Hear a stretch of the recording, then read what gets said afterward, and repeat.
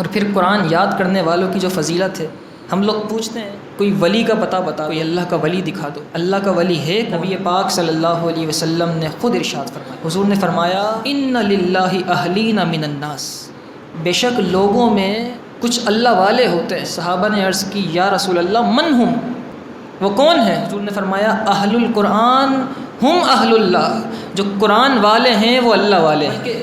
ایک حدیث کے اندر تو صراحت کے ساتھ ولی کا لفظ، اولیاء کا لفظ فرمایا۔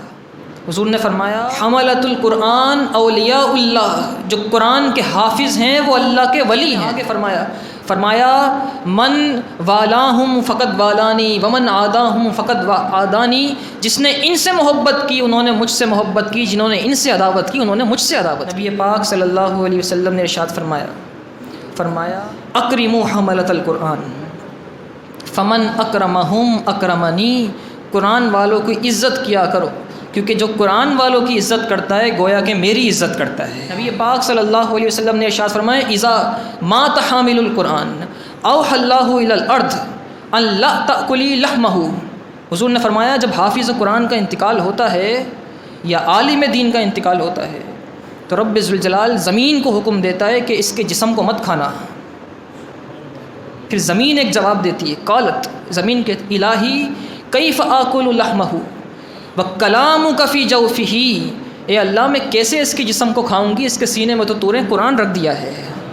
جو اپنے بچوں کو قرآن حفظ کراتے ہیں، قرآن یاد کراتے ہیں، ان کا مقام بڑا بلند و بالا ہوگا۔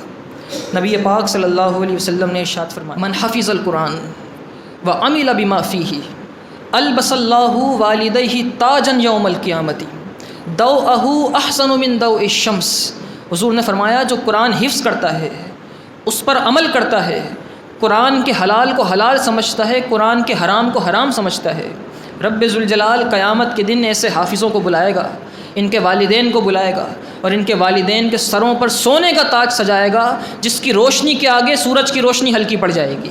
جب طالب علم نکلتا ہے علم دین سیکھنے کے لیے تو نبی پاک صلی اللہ علیہ وسلم نے ارشاد فرمایا فرشتے اس کے راستے میں اپنے پر بچھا دیتے ہیں۔